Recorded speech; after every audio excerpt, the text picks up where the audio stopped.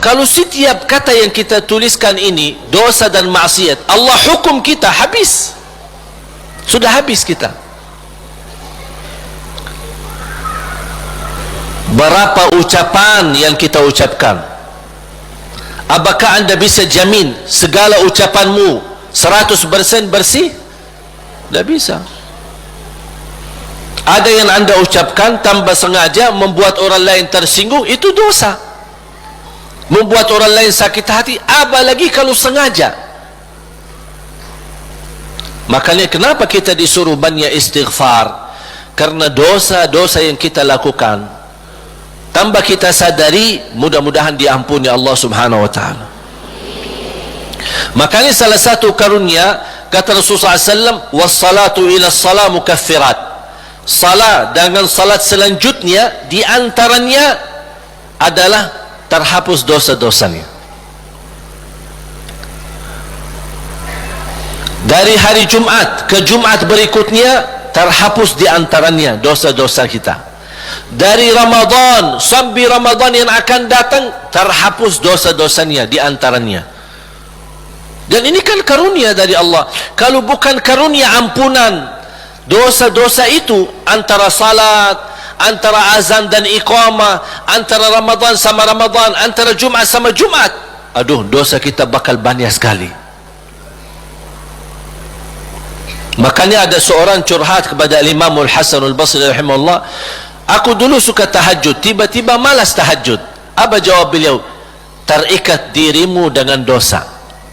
Yang membuat kamu berat bangun tahajud dosamu, bukan malas. Ada orang, kok kenapa malas? Bukan malas, tapi ada dosa yang kita lakukan. Barangkali belakangan kita sering membuat hati ibu kita sakit. Ibu mengharapkan sesuatu, tapi kita malah menolak, membuat dia tersinggung. Di saat kita duduk bersama ibu, kita tidak merasa hatinya tersinggung. Kita pergi tidur malam hari, kok dah bangun tahajud. Oh, ternyata dosa kesinggungan hati ibu membuat kita terikat, tidak bisa bangun tahajud. Apalagi dosa yang sengaja kita lakukan. Jadi ketika kita ada, segera bertaubat dan istighfar, karena kekurangan ibadah, bukan karena malasmu, bukan karena merasa diri sudah bosan beribadah, tidak. Pasti ada dosa.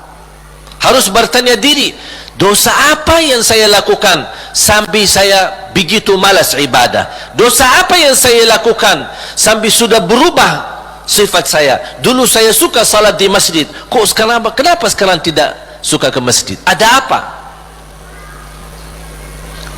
Itu saking bahayanya dosa, sangat pengaruh dalam kehidupan kita. Makanya kalau kita terus beristighfar, selalu beristighfar, jangankan kita beristighfar karena dosa maksiat, beribadah saja kita butuh istighfar.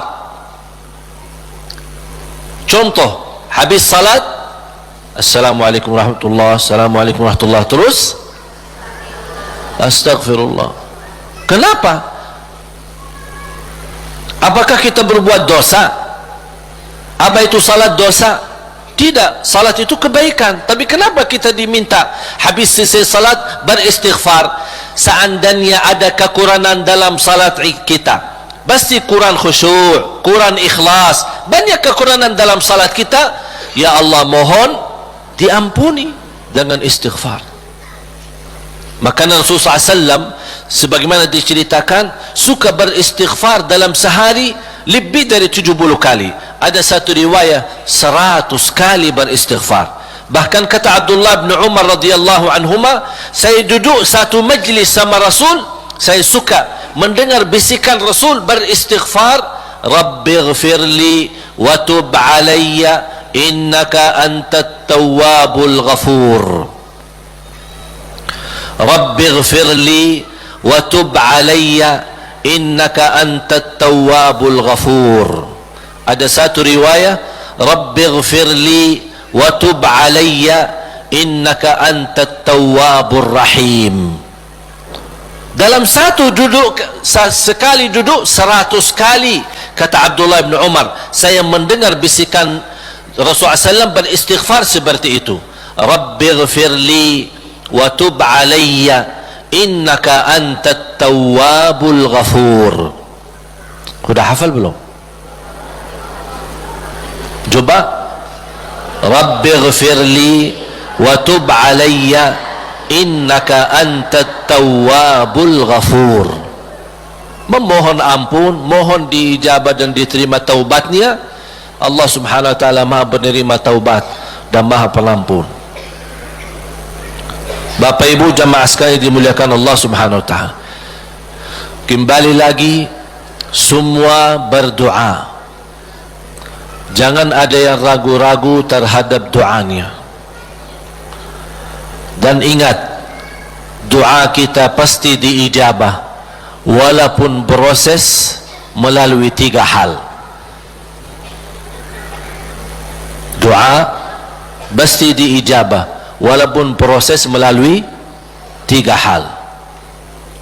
Yang pertama, diijabah doa kita menolak takdir yang buruk, menghilangkan takdir yang buruk. Contoh, kita memohon, ya Allah kasih aku jodoh, tapi jodohnya belum datang. Ternyata dalam takdir, karena kita sering berdoa meminta sesuatu, Allah sudah ijabah, tapi Allah memilih daripada memberi jodoh, ada yang lebih daripada itu. Apa? Ternyata ada takdir yang jauh lebih buruk daripada jodoh yang kita minta. Makanya Allah geserkan takdir buruk itu karena doa kita. Turunnya bala, turun bala dari langit. Bala turun dari langit. Doa naik dari bumi, dari kita. Pas di udara bertemu, bala sama doa berantem. Perkelahian antara doa sama bala. Yang kalah siapa? Bala, dan doa naik. Artinya bala tidak jadi turun. Itu saking kuatnya dan berkahnya doa kita. Berarti doa pasti diijabah. Proses pertama, doa yang kita minta Allah belum ijabah secara langsung sesuai permintaan, tapi Allah menolak sebuah bala yang kita tidak tahu. Misal,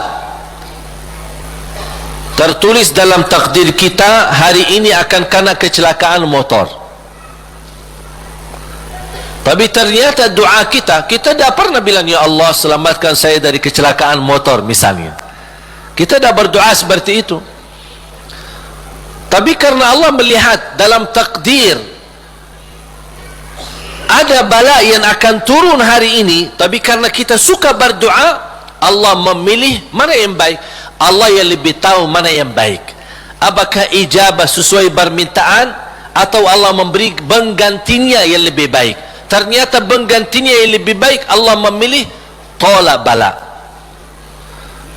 Allah bisa saja kasih jodohnya tapi kena kecelakaan motor, nanti merasa nyesal.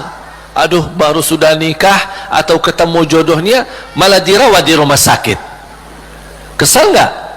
Merasa aduh gimana gitu. Makanya percaya jamaah sekalian, pilihan Allah itulah yang terbaik. Ada orang minta sama saya, boleh nggak saya berdoa, saya suka sama seorang misal, saya jatuh cinta sama dia, boleh nggak saya berdoa, ya Allah aku minta dia, si fulanah itu, si ini, boleh nggak saya berdoa seperti itu? Saya jawab apa? Kira-kira jawab apa? Boleh saja, tapi saya usulkan, serahkan aja kepada Allah. Dan apa? Ya Allah, kalau memang dia baik bagi saya, mudahkan. Kalau tidak baik, ganti yang lebih baik. Tapi gimana aku jatuh cinta sama dia? Nah, itu beda urusan.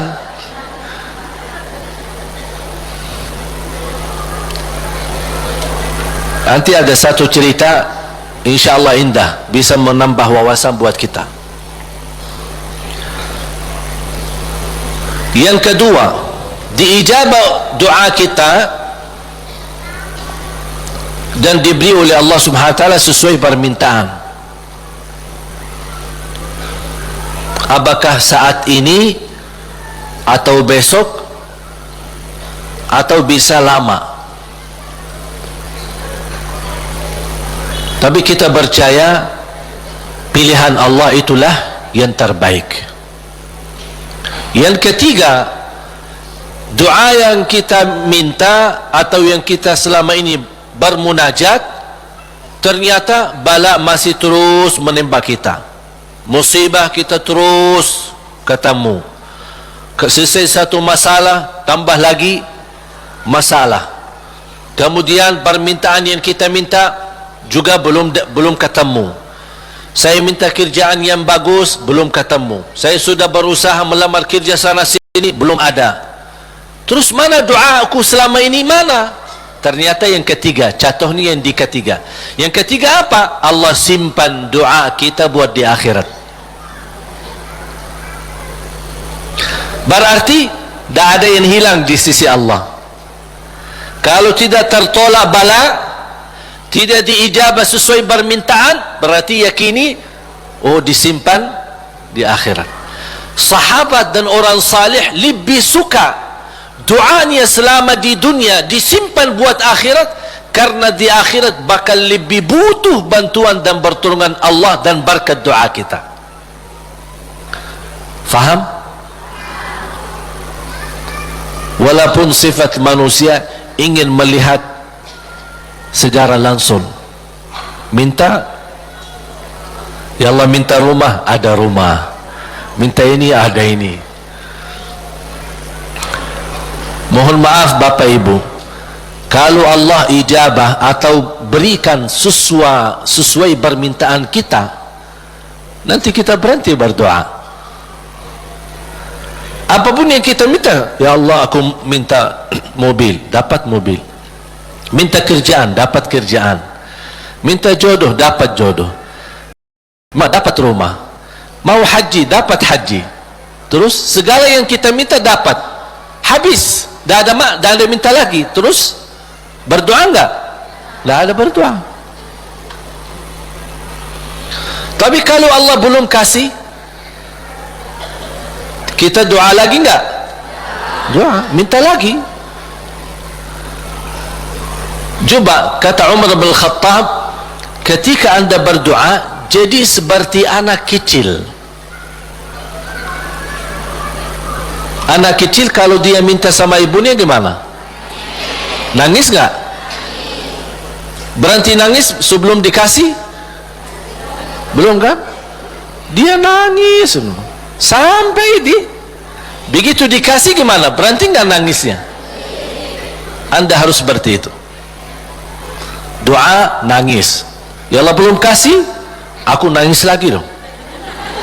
Belum dikasih, nangis lagi, sampai Allah berkenan kasih. Dan ini sebenarnya bukan tujuannya Allah kasih atau tidak, tapi ingat, titisan air mata ini yang menangis karena Allah akan selamatkanmu dari siksa neraka Jahannam. Rasulullah SAW bersabda, وَعَيْنٌ بَكَتْ مِنْ خَشْيَةِ اللَّهِ حَرَّمَهَا اللَّهُ عَلَى النَّارِ لَا تَمَسَّهَا النَّارِ. Barang siapa yang menangis karena Allah, akan Allah haramkan jasadnya ke Jahannam. Berarti kita tidak rugi, tidak ada rugi. Biarpun tidak diijabah, ternyata titisan air mata berharga, bisa menjaminkan kita selamat dari siksa neraka Jahannam. Mau apa lagi? Nangisnya berharga, doanya pasti diijabah, dan cukup dari doa kita sudah membuat ibadah atau membawa sebuah ibadah yang dicintai Allah, karena Allah suka bisikan hamba.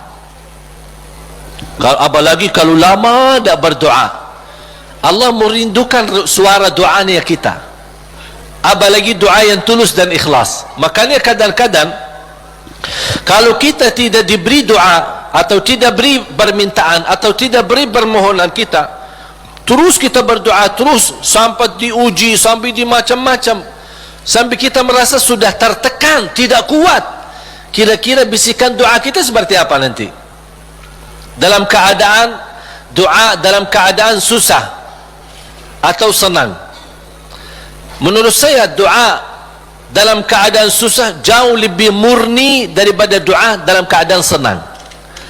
Kalau dalam keadaan senang artinya ya biasa-biasa aja, dapat atau tidak dapat. Tapi coba kalau lagi stres, lagi pusing, lagi galau, gimana bisikan doa? Ya Allah, udah nangis duluan. Kata Allah, lama sekali. Makanya itu subhanallah, saya mengambil kesimpulan dari doa, justru doa tanda Allah merindukan suara doa kita. Oleh karena itu jamaah sekalian, jangan berhenti berdoa, terus berdoa. Nabi Yunus alaihi salam ketika tertahan di dalam perutnya ikan berlama-lama di bawah laut, dia tidak pernah berhenti dengan mengucapkan la ilaha illa anta subhanaka inni kuntu minadh zalimin. Kata Imam Ibnul Qayyim rahimahullah, barang siapa yang membaca doa ini dengan sepenuh keyakinan, pasti diijabah oleh Allah hajatnya. Karena Allah habis doa ini, apa kata Allah? Fastajabna lah, kami terima dan menijabah doanya. La ilaha illa anta subhanaka inni kuntu minadh zalimin. Oleh kerana itu kembali lagi, doa kita diijabah atau tidak? Doa kita diijabah atau tidak? Diijabah. Yakin? Terus berdoa. Dalam keadaan apapun selalu kita berdoa. Apalagi dalam keadaan susah yang kita yakini tidak ada Tuhan yang bantu kita, tidak ada makhluk yang bisa menolong kita, tidak ada sesuatu yang bisa mengangkat segala musibah dan bala yang kita hadapi, hanya Allah subhanahu wa ta'ala. Apalagi dalam sujud, sempatkan dalam sujud, karena Rasulullah SAW bersabda, aqrabu ma yakunul abdu ila rabbi wa huwa sajid. Hamba ketika dalam keadaan sujud, posisinya sangat dekat kepada Allah. Makanya di akhir hadis Rasulullah SAW bersabda, fa'akthiru minad du'a, berbanyalah doa. Bisa menikmati doa insyaAllah mulai hari ini. Doa menurut saya sesuatu hubungan yang sangat indah sama Allah. Apalagi kalau bisa berdoa dengan cara curhat. Bisa enggak curhat sama Allah? Kalau lagi galau suka curhat enggak? Sering saya terima, Ustaz boleh curhat enggak? Terus saya bilang apa ya? Boleh atau tidak? Saya bertanya, sudah curhat sama Allah belum? Dia bilang belum. Mau sama Ustaz dulu katanya. Ada saja. Belajar bagaimana bisa curhat. Sungguh kalau kita sudah biasa curhat sama Allah, tidak bakal curhat sama manusia. Jadi ketika berdoa, jangan hanya minta, ya Allah tolonglah, tolonglah ya Allah, ampunilah. Jangan hanya suka minta, cerita. Bisa enggak anda cerita? Allah kan lebih tahu. Allah tahu segala sesuatu. Tapi salah apa kalau saya cerita apa yang terjadi hari ini? Ya Allah, aku sudah niat baik, niat tulus, dan saya pergi ke sana malah seperti ini, dicaci maki, dihina, malah dianggap, dan suuzzan, buruk sangka. Habis gimana ya Allah? Cerita, curhat, seperti meminta solusi dari Allah Subhanahu wa taala. Kalau belum merasa ada jalan, wallahi akan merasa nikmat.